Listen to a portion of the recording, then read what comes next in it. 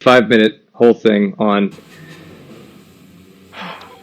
Anyway, I'm just gonna redo it. So, basically, what is getting me to think about this is when Bashar says and stops that, like, when the guy asks the question at the end of the video, it says, "Oh, Yeshua is, of the same with the Essenes," and Bashar goes, "Even more ancient and of the same lineage in a degree, but even more." And that got me to think that what it says in the book of Urantia is that Michael of Nebadon, who is a creator Michael, someone who has elevated themselves so much in the spiritual universe to the point where they can create realities and govern universes, is that ours is seen as the cross. Our world is the world of the cross because he died on the cross, but it's also seen as the tetragram, or the unfolding of the cross, or the box, basically, the cube as it's governed.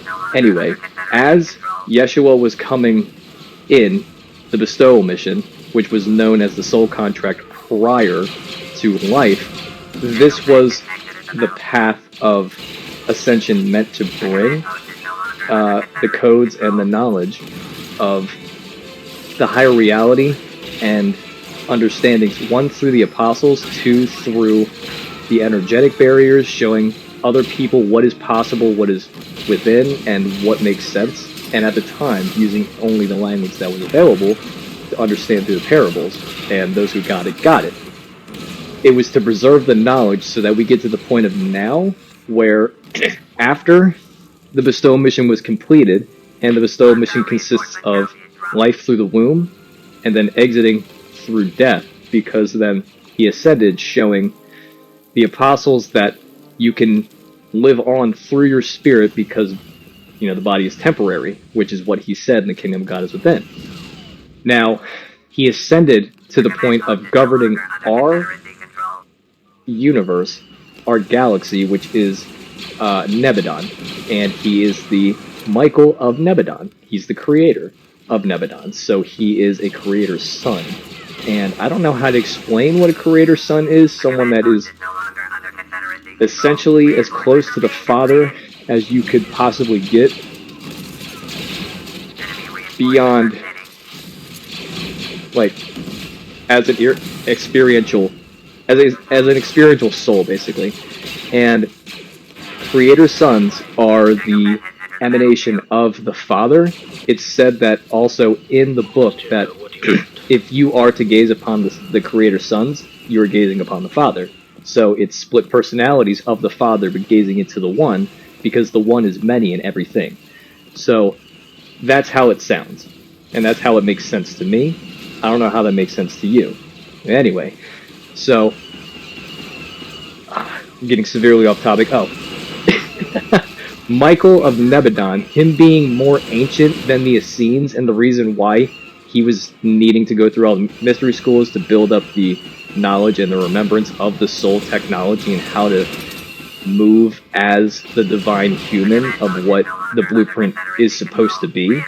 He completed the bestowal by being on the cross, resurrecting, and then becoming the sovereign creator son of our universe, Michael of Nebadon. So it's a whole thing. I still need more time to really understand it further and speak to it with more clarity.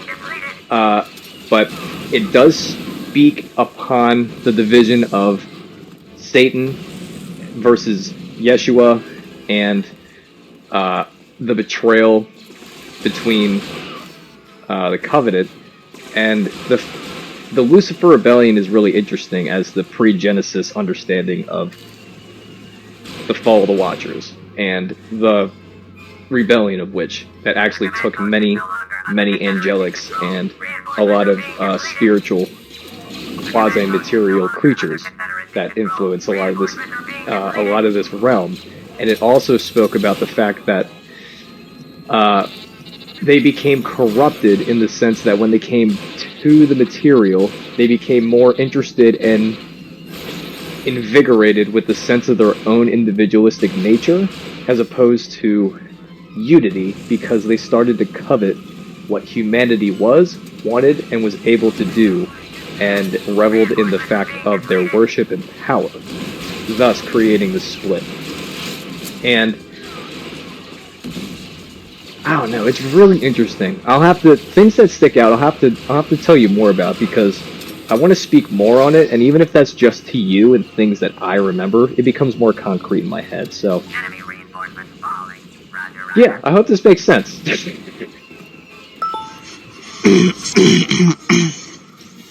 Yeah,